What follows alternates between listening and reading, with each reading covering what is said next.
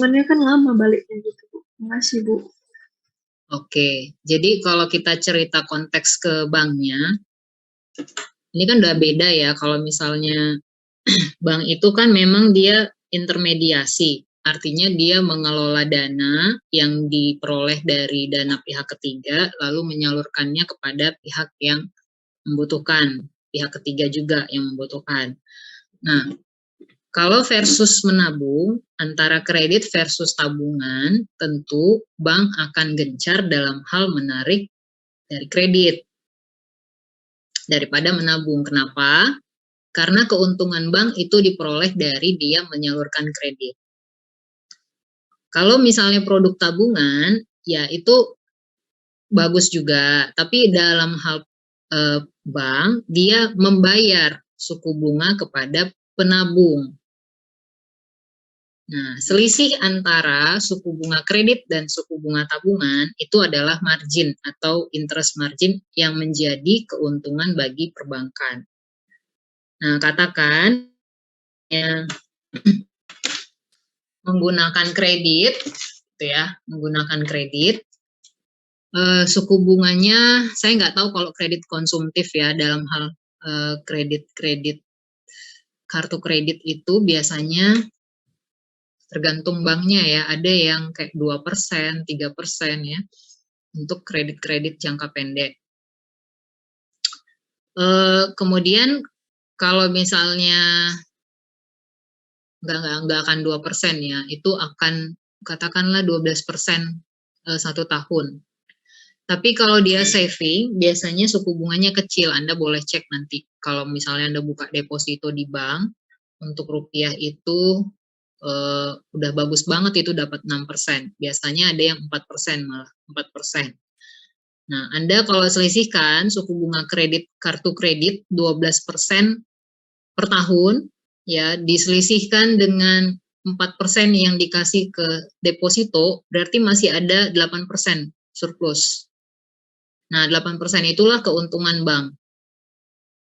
Ya, jadi nggak heran bahwa mereka akan gencar menawarkan kredit-kredit ke masyarakat ya dalam bentuk cicilan-cicilan untuk barang-barang konsumtif. Ya, jadi saya sih nggak heran ya dia misalnya memang dalam artian jangka waktunya tadi ada yang 12 bulan, ada yang 24 bulan, ya memang itu lama, ya tapi makin lama justru bank makin dapat untung biasanya kalau dia perbankan. Nah, makanya saya bilang tadi ada perusahaan ya penyedia produsen ataupun penyedia jasa kalau dia bertransaksi menggunakan kartu kredit dengan cicilan tadi 12 bulan, 24 bulan, biasanya bank membayarkan secara cash ke produsen yang menghasilkan produk dan jasa tadi. Kayak tadi ya, katakanlah kita sebut IKEA atau Informa. IKEA kalau kerjasama dengan kartu kredit, berarti bank yang menyediakan kartu kredit tadi bayar cash ke IKEA, ya. Kemudian transaksi berikutnya dalam rentang 12 sampai 24 bulan itu adalah kejadiannya antara si konsumen akhir dan si perbankan. Gitu. Jadi bagi IKEA itu penjualan sudah dalam bentuk mungkin kredit ya, tapi nggak sampai 1 bulan ya. Mungkin hanya menunggu proses administrasi aja antara bank sama IKEA. Nah, tapi kalau si bank, justru rentang waktu yang lebih panjang tadi itu menjadi sebuah keuntungan bagi bank. Belum lagi kalau misalnya dalam hal pembayaran kartu kredit, konsumennya lupa, tagihannya belum dibayar. Nah, itu akan kena cas tuh, biaya keterlambatan pembayaran.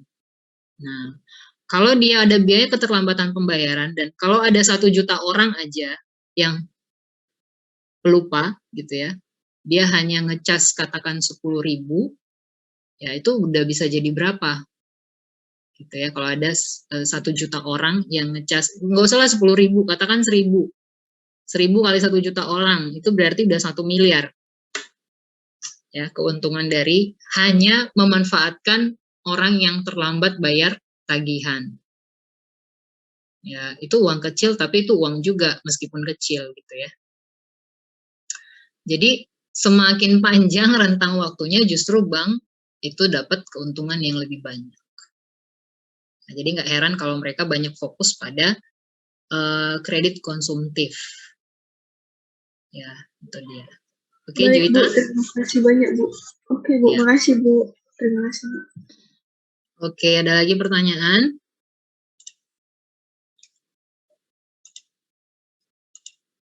Ya, jadi ini sebenarnya ilmu yang Anda bisa apa ya manfaatkan ya, pengetahuan seperti ini. Oke lah, kalau nggak ada pertanyaan kita lanjut ke, sebenarnya masih ada topik lain, ada 3 ya, kalau kita lihat di RPS itu masih ada terkait manajemen kas, nanti ada manajemen piutang ya, sama manajemen persediaan. Tapi kita coba dulu di manajemen persediaan karena waktunya udah mulai agak terbatas. Nah, ini kalau kita bicara persediaan berarti ada dalam bentuk bahan baku, barang dalam proses, dan barang jadi. Ada 3 jenis persediaan. Kalau Anda udah belajar penganggaran, ya nanti Anda belajar, oh ada persediaan bahan baku, ada persediaan barang dalam proses, ada persediaan barang jadi. Nah, kalau perusahaan banyak menumpuk persediaan, biasanya dia akan terbeban biaya. Balik lagi ya, di gudang itu kalau udah banyak persediaan, dia akan mengalokasikan banyak biaya. Nah, level persediaan yang optimal ditentukan oleh jumlah penjualan. Ya, sehingga penting bagi perusahaan untuk memprediksi dulu berapa sebenarnya tingkat penjualan dengan tepat sebelum target persediaan ditentukan. Nah, inilah kerjaan dari manajer marketing, manajer operasional, dan manajer finance. Semuanya harus berkoordinasi ya. Mereka harus mengestimasi setiap tahun itu berapa progres peningkatan penjualan perusahaan. Nah, kalau misalnya udah ketemu angka untuk 1 tahun, di breakdown lagi setiap bulan. Apakah perusahaan mengalami musiman dalam hal permintaan barang yang diproduksinya? Ya, nggak semua sektor itu permintaannya stabil. Ada beberapa sektor yang musiman. Ya kayak misalnya warung kopi. Warung kopi tuh banyak permintaan itu di hari apa gitu ya. Biasanya kan weekend. Nah, itu weekend pastilah banyak. Makanya biasanya warung kopi itu di weekend udah nyediain pekerja part-time. Sabtu Minggu. Kalau mau kita breakdown dalam 1 hari, pasti ada juga peak season-nya atau peak hour-nya. Peak hours untuk 1 hari itu biasanya di jam berapa? Katakan biasanya di pagi hari, ya, atau di malam hari. Ya, sore ke malam hari. Pagi hari itu kenapa? Karena orang mau mulai kerja. Biasanya kan style anak milenial itu suka ngopi di pagi hari sebelum dia mulai kerja atau mulai ngantor. Untuk apa? Ngebus energi dia, untuk ngebus motivasi kerjanya setiap hari. Kalau malam biasanya pulang kantor, orang-orang suka ngopi dulu atau chilling time sama teman-temannya pulang kantor. Kalaupun ada siang ya mungkin ada, tapi mungkin nggak peak hours-nya gitu. Jadi dalam 1 tahun di breakdown per bulan, ya dalam per bulan di breakdown per hari, dalam 1 hari di breakdown lagi jam-jam berapa aja yang terjadi peningkatan penjualan. Nah, ini penting bagi manajer ya untuk memprediksi dulu berapa sebenarnya tingkat penjualan. Sebenarnya paling idealnya perencanaan itu dibuat 1 tahun dan di breakdown dalam per bulan. Sehingga tahu, oh untuk bulan ini kita butuh pesan persediaan berapa banyak.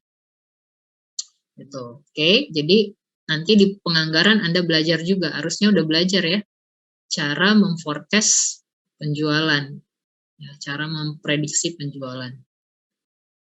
Nah, peran manajer keuangan dalam manajemen persediaan itu apa? Pertama, menentukan penganggaran modal untuk sistem manajemen persediaan yang terbaik. Ya, jadi nanti harus ditentukan berapa sebenarnya kebutuhan bahan baku, ya, atau kebutuhan persediaannya. lalu berapa nilai yang dianggarkan untuk pembelian bahan baku tersebut. Lalu tugas manajer keuangan lainnya adalah memperoleh sumber pendanaan untuk memenuhi jumlah persediaan tambahan yang ditetapkan perusahaan. Yang tadi kita udah bahas. Apakah strategi pendanaannya menggunakan dana jangka pendek atau menggunakan sebagian dengan dana jangka panjang. Kalau jangka pendek mau yang mana? Apakah nanti akan ada harusnya ada pelajarannya ya. Nanti apakah menggunakan utang dagang, apa menggunakan pinjaman modal kerja dari bank. Nah, dari bank sendiri pinjaman modal kerja itu ada suku bunganya masing-masing. Ya, nanti Anda akan banding-bandingkan, oh kalau minjem dari bank mandiri suku bunganya sekian persen. Kalau minjem dari bank swasta, ya suku bunganya sekian persen. Benefit misalnya ada fitur-fiturnya masing-masing. Nah, berdasarkan fitur-fitur itu Anda bisa menghitung sebenarnya berapa biaya yang Anda harus alokasikan kalau menggunakan alternatif pendanaan jangka pendek dari bank. Kalau dari supplier pun, nanti tawaran dari supplier ada macam-macam juga ya. Anda misalnya rentang waktu kreditnya berapa lama, lalu ada diskon atau enggak dari suppliernya kalau membayar lebih pendek dari rentang waktu kredit yang ditentukan. Oke, kemudian mengidentifikasi kelemahan yang berdampak pada profitabilitas perusahaan menggunakan rasio-rasio agar dapat dibandingkan dengan pesaingnya. Ya, jadi ini tadi tugas manajer keuangan, apa sih kelemahan dari persediaan yang ujungnya akan berdampak pada profitabilitas perusahaan. Nah, rasio-rasio yang tadi udah kita hitung, misalnya rasio perputaran persediaan, rasio rata-rata persediaan di dalam hari persediaan di dalam gudang. Nah, ini Anda harus evaluasi. Nah, kalau bisa Anda dapatkan info terkait dengan rasio pesaing Anda atau di industri Anda itu lebih baik. Ya, misalnya apa namanya ya? Anda join, misalnya Anda punya bisnis warung kopi, pastilah Anda akan join di asosiasi asosiasi pebisnis atau pemilik warung kopi. Supaya apa? Anda punya sharing ya, komunitas untuk mengatur strategi bagaimana mengenerate penjualan di sektor food and beverage. Ya, jadi Anda bisa ngobrol sama owner-owner ya atau manajer-manajer warung kopi. Lalu Anda bandingkan. Ya, kalau Anda belajar finance, Anda bandingkan rasio-rasionya. Sebenarnya Anda udah posisi yang efektif dalam pengelolaan atau belum. Nah, ini ada beberapa teknik dari manajemen persediaan, ABC system. Biasanya nanti Anda belajar di operational ya. Teknik manajemen persediaan dengan membagi persediaan dalam 3 kategori kelompok. Kategori A, B, dan C. Tergantung pada kebutuhan dan level pengawasan persediaan. Ya. Nah, yang akan kita pelajari hari ini adalah terkait dengan economic order quantity. Di finance itu kita belajar EOQ, teknik manajemen persediaan yang menentukan jumlah pemesanan optimal yang meminimumkan biaya persediaan secara keseluruhan. Nah, karena kita finance, berarti target kita adalah bagaimana memesan persediaan dengan biaya yang paling minimum. Nah, just in time atau JIT, teknik manajemen persediaan yang meminimalkan biaya dengan memesan persediaan tepat saat dibutuhkan untuk produksi. Nah, inilah yang saya sempat bilang, ya untuk perusahaan otomotif, ya katakan dia pameran dulu, ya di pameran otomotif, lalu nanti kalau ada pembeli yang minat, nah, disuruh daftarkan nama gitu ya, lalu mau pesan berapa unit, warna apa, ya kemudian nanti dikirim ke alamat mana. Ya, jadi di sini perusahaan otomotif akan meminimumkan biaya untuk persediaan bahan baku atau material dalam merakit satu kendaraan. Itu just in time. Kemudian teknik manajemen persediaan MRP, teknik manajemen persediaan yang menerapkan konsep economic order quantity dan komputer untuk membandingkan kebutuhan produksi dan persediaan yang ada dan menentukan jadwal pemesanan. Nah, jadi 1, 2, 3 ini Anda pelajari sebenarnya harusnya di eh, manajemen operasional, atau nanti di teknik industri biasanya. Nah, kalau kita di finance, kita diperkenalkan pada model EOQ saja. Nah, kalau untuk EOQ, dia membagi biaya-biaya persediaan itu ke dalam 3 kategori. Pertama, ada biaya pesan atau ordering cost. Jadi kalau manajer memesan persediaan, nah ada namanya biaya pesan. Itu mencakup biaya apa saja, mulai dari biaya penempatan, pengiriman, dan pengangkutan persediaan. Ya, jadi kalau Anda pesan dari supplier, lalu suppliernya ambil dari gudang dia, ya menggunakan misalnya pengirimannya menggunakan truk, gitu ya. Truk kalau dia antar kota lebih murah, kalau misalnya luar kota lebih mahal. Kalau luar negeri itu lebih mahal lagi karena pakai jasa bukan ekspedisi ya, tapi jasa apa namanya tuh? Saya lupa ya.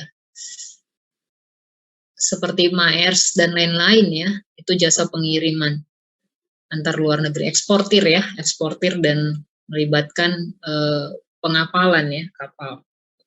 Nah, kalau misalnya pengiriman berarti mulai dari proses setup kwitansinya sampai ke harga dan pengemasan saat dikirimkan melalui udara, laut, dan darat. Nah, itu juga biaya. Sampai kepada biaya pengangkutan. Biaya pengangkutan itu dari misalnya udah ketemu di bandara atau di pelabuhan satu, asal usaha kita sampai kepada gudang perusahaan kita, itu adalah biaya pengangkutan persediaan. Nah, itulah yang disebut sebagai biaya pesan. Nah, kalau pesanannya udah nyampe di gudang perusahaan dan siap untuk digunakan proses produksi, ada lagi komponen biaya penyimpanan atau carrying cost.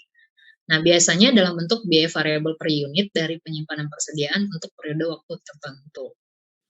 Ya, biaya penyimpanan itu mencakup apa saja. Ya, di dalam gudang Anda pakai apa tergantung dari persediaannya.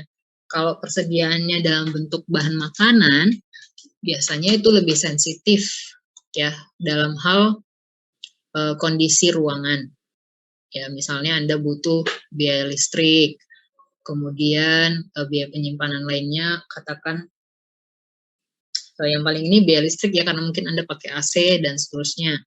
Atau misalnya untuk anti bau, ya, atau misalnya untuk anti udara lembab dan lain-lain.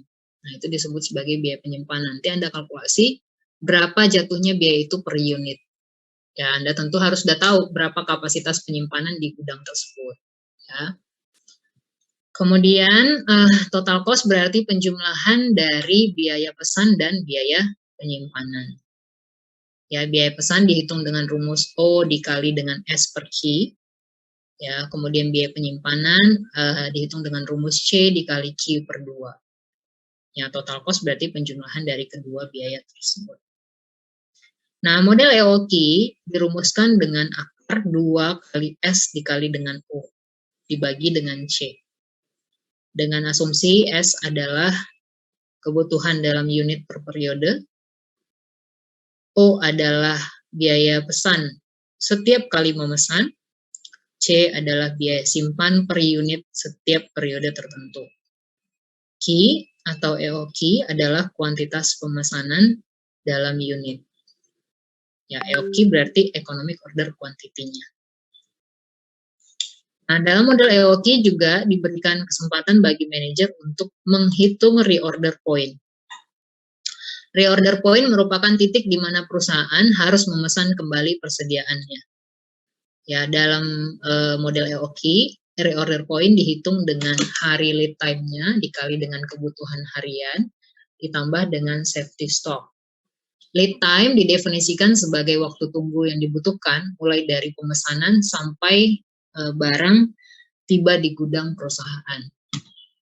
Ya, itu waktu tunggu disebut sebagai lead time. Safety stock adalah jumlah persediaan tambahan yang disimpan untuk mencegah kondisi kehabisan persediaan atau stock out. Jadi perusahaan itu juga harus menentukan berapa jumlah persediaan tambahan untuk jaga-jaga. ya. Oke, ada pertanyaan? Ini ada manajemen piutang. Kita lanjut lah ya, baru minggu depan kita ke manajemen kas. Nanti contoh soalnya kita bahas minggu depan ya, ini saya sampaikan dulu materinya. Nah, satu lagi terkait dengan manajemen modal kerja, tadi udah kita bahas tentang persediaan, kita bahas tentang piutang. Nah, piutang ini juga tantangan bagi manajer ya, karena apa? Karena ada dana ya yang tersimpan di konsumen. Ya, dana yang jatuh tempo yang bersumber dari konsumen. Nah, penting bagi manajer untuk menerapkan kebijakan kredit, yaitu aturan yang berkaitan dengan masa kredit, diskon, standar kredit, dan prosedur penagihan. Nah, periode kredit misalnya berapa hari? Tadi kita udah bahas, ada yang 12 bulan, ada yang 24 bulan, ya. Tergantung dari produknya ya, produk yang dijual. Kalau elektronik dan otomotif biasanya rentang waktunya lebih panjang. Kemudian diskon, standar kredit, kebijakan pengumpulan piutang, credit terms ya, pernyataan masa kredit dan kebijakan diskonnya. Nah, sebelum perusahaan memberikan penjualan secara kredit kepada konsumen, harus dicek dulu 5C-nya. Karakter, capacity, capital, collateral, dan conditions. Karakter itu berkaitan dengan bagaimana watak dari si konsumen. Ya, apakah dia orang yang baik-baik atau dia bandit misalnya gitu ya. Jadi ini akan terlihat dari sebenarnya dari latar belakang ya. Misalnya usianya berapa, jenis kelamin, ya suku, tapi sebenarnya suku, agama, dan ras nggak relevan ya, tapi misalnya pekerjaannya apa, itu akan ditanya, yaitu nampak dari karakter. Nah, kemudian capacity, ya capacity itu perkiraan subjektif terhadap kemampuan membayar. Misalnya nanti akan ditanya, gajinya berapa Pak sebulan, misalnya penghasilannya, itu akan diisi dalam formulir ya. Lalu capital, berapa banyak sumber daya yang dimiliki oleh peminjam. Nah, kalau untuk kredit yang kerjasama dengan perbankan, biasanya udah bank yang melakukan clearing ini ya. Tapi kalau misalnya perusahaan itu yang handle sendiri penjualan kreditnya, dia akan tanya ya, alamat tinggalnya di mana, kemudian statusnya apakah rumah sendiri, rumah kontrakan, atau rumah orang lain, atau rumah orang tua, dan seterusnya. Itu untuk tahu dia sebenarnya punya modal atau enggak. Ya, ini dari gaji juga bisa, atau misalnya punya rekening tabungan enggak di suatu tempat gitu, atau misalnya ditanya NPWP-nya. Ya, itu capital. Kolateral, aset yang digunakan untuk menjamin pinjaman tersebut. Rasanya kalau dia barang-barang konsumtif relatif nggak perlu ya. Nah, pertanyaannya mungkin hanya terkait dengan ya status alamat tinggalnya di mana. Kemudian conditions, itu kondisi bisnis yang dapat mempengaruhi kemampuan peminjam dalam hal membayar. Ya, kalau dia pekerjaannya tadi apa, misalnya di bidang pariwisata, bekerja di bidang pariwisata, ya kemungkinan besar nggak akan dikasih kredit ya. Kenapa? Karena sektor pariwisata sekarang mengalami penurunan kinerja. Nah, itu kalau ada faktor dari conditions. Misalnya ini cek, ini cek, ini cek, ini cek, tapi yang ini nggak cek, ya, misalnya. Ya, berarti dia mungkin saja mengalami gagal dalam hal proses seleksi kredit. Tapi tergantung nilai barang ya. Kalau misalnya nilai barangnya relatif cuma 4 juta, 5 juta gitu ya, 10 juta, rasa-rasanya sih dalam hal 5C ini akan lolos. Tapi kalau tadi pembeliannya dalam konteks 100 juta, 200 juta gitu ya, akan sangat ketat nih seleksi dalam hal 5C. Nah, manajer perlu melakukan pengawasan terhadap piutang dengan menghitung berapa indikator seperti ya days sales outstanding dan nilai piutangnya berapa. periode pengumpulan piutang. Periode pengumpulan piutang atau days sales outstanding, ya, udah kita bahas di dalam cash conversion cycle, yaitu piutang dibagi dengan penjualan per hari. Nah, berikutnya adalah pemberian angka kredit atau credit scoring. Sebelum misalnya perusahaan memberikan kredit kepada konsumen, dia harus melakukan scoring, ya, yaitu metode seleksi kredit dengan menerapkan bobot yang telah diturunkan secara statistik terhadap karakteristik kredit dan kondisi keuangan pelanggan yang mengajukan kredit. Misalnya, ya, dari 5C ini, mana yang paling bobotnya paling tinggi penekanannya, ya. Apakah dari sisi karakter, bobotnya berapa persen, capacity, bobotnya berapa persen, capital, berapa persen, collateral, conditions, berapa persen. Biasanya ada bank tertentu, ya, atau ada perusahaan tertentu yang penekanan bobotnya di sini. Jadi bobot paling besar itu ditentukan di collateral. Ya, ada juga yang di sisi capacity, yaitu bobot paling besar. Biasanya conditions itu masuk tapi bobotnya biasanya kecil. Nah, ini contoh kredit scoring, ya. Referensi kredit biasanya untuk mengukur karakter, ya, karakter. Misalnya bobotnya 15%. Ya, kemudian kepemilikan rumah yang tadi saya bilang, pertanyaannya alamatnya di mana, kemudian status rumahnya milik sendiri atau milik orang lain atau kontrak. Ya, bobotnya 15%. Nah, tingkat pendapatan itu mengukur capacity. Capacity ini 25% bobotnya. Ya, kemudian riwayat pembayaran ini terkait dengan karakter. 25%. Apakah dia banyak kredit yang menunggak? Ya, berarti karakternya nggak bagus. Nah, kemudian lamanya tinggal di alamat yang terakhir kali dia catatkan, ya, di dalam formulir pendaftaran kreditnya misalnya. Ini bobotnya 10%, kemudian lamanya di pekerjaan terakhir ini juga mengukur karakter, itu 10%. Conditions juga. Ya, berarti buat tahu sebenarnya bisnis tempat dia bekerja itu survive atau enggak. Ya, karakternya juga dilihat dari sini. Orangnya loyal sama perusahaannya atau tidak. Nah, kemudian dikasih penilaian atau angka. Ini, ya. Nih, angka kredit dimulai dari 0 sampai 10 yang mengindikasikan kecenderungan bahwa pelanggan akan membayar tepat waktu. Ya, tentu nilai 10 adalah nilai yang paling tinggi. Ya, kalau dia udah punya rumah sendiri berarti nilainya 10. Ya, kemudian tingkat pendapatannya nanti akan dibuat, ya, rentangnya berapa. Lalu riwayat pembayaran, misalnya nggak ada kredit-kredit yang menunggak, dikasih nilai 8, gitu ya, dan seterusnya. Nah, baru dibobot lah, ya, perkalian antara angka dengan bobot yang ditentukan. Nah, kemudian dijumlahkan, ini menjadi total angka kredit. Nah, nilai 8 tentu bisa dikasih kredit. Di atas 7,5 dapat diberikan kredit, 6,5 sampai 7,5 dapat diberikan kredit, tapi nilainya terbatas, ya. Jika pelaksanaannya baik dalam 1 tahun, bisa diberi kredit sesuai dengan standar kredit. Di bawah 6,5 itu ditolak, ya. Perubahan persyaratan kredit. Persyaratan kredit terdiri atas 3 komponen. Pertama, potongan tunai, ya. Yang tadi saya bilang, potongan tunai atau diskon 2% kalau membayar dalam rentang waktu yang lebih cepat daripada masa kreditnya.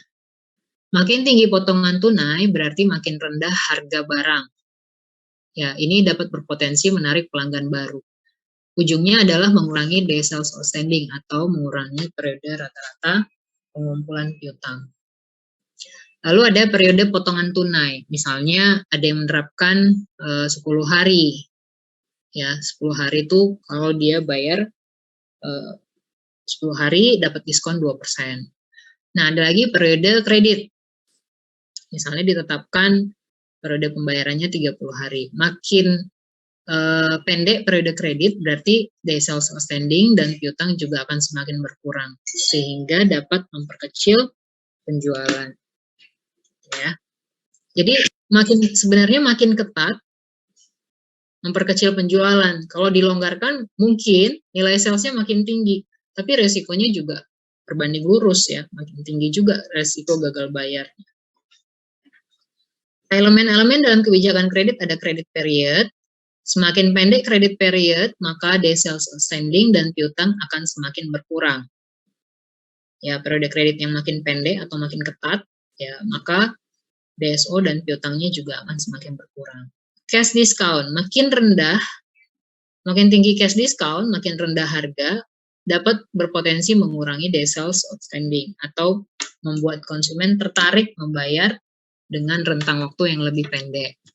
Lalu kredit standar, semakin ketat standar kreditnya, berpotensi mengurangi biaya piutang ragu-ragu atau biaya piutang yang tidak tertagih. Nah, ujungnya akan mengurangi day sales outstanding.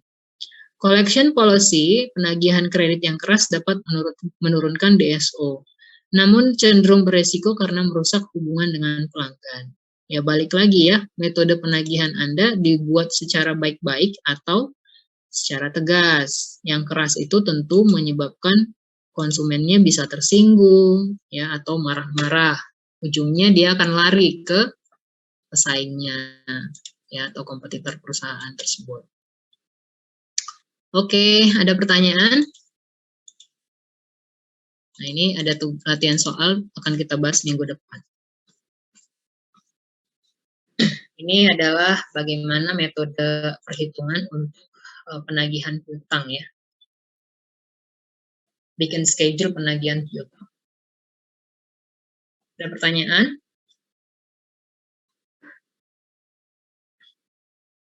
Ada? Untuk manajemen kas, karena topiknya relatif lebih banyak, akan saya jelaskan minggu depan ya. Karena dia relatif lebih padat.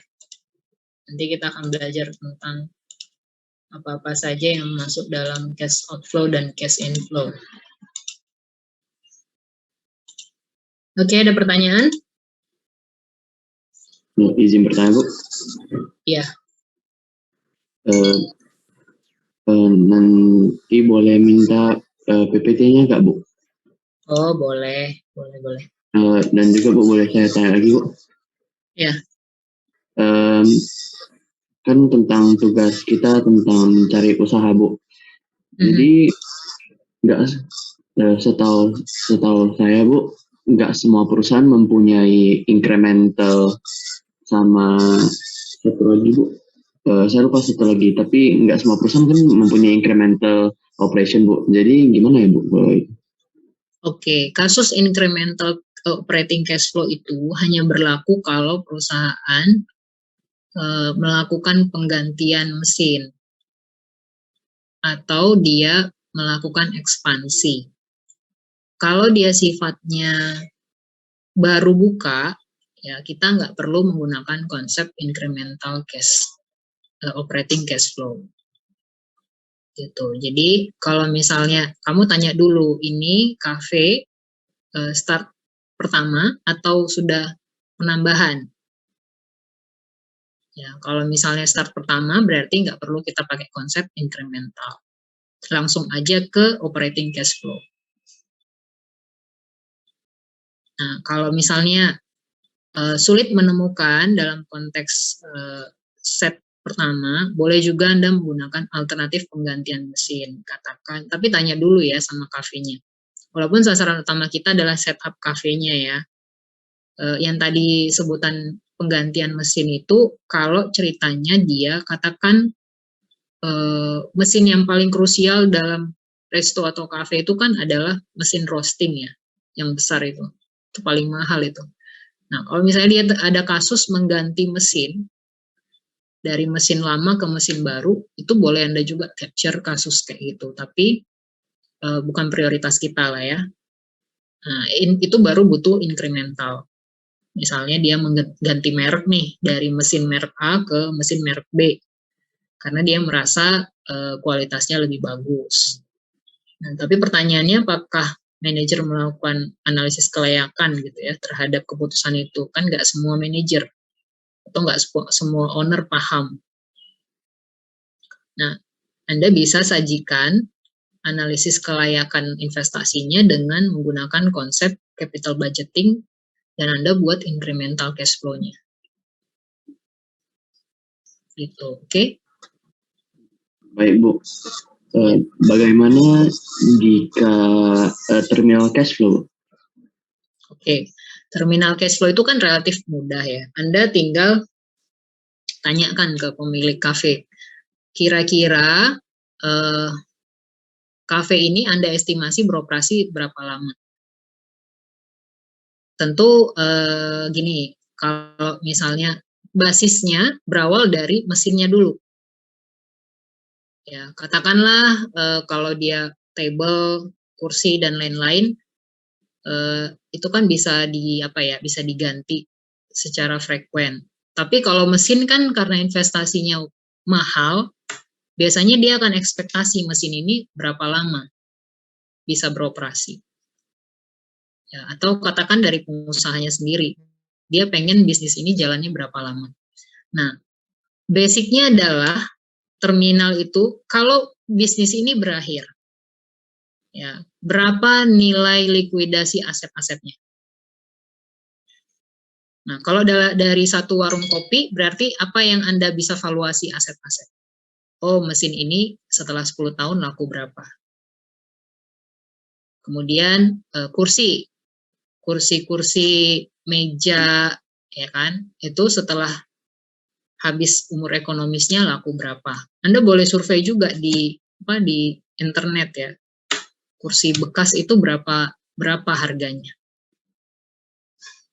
Kemudian apalagi dekorasi, ya, atau enggak lah, itu enggak masuk ya.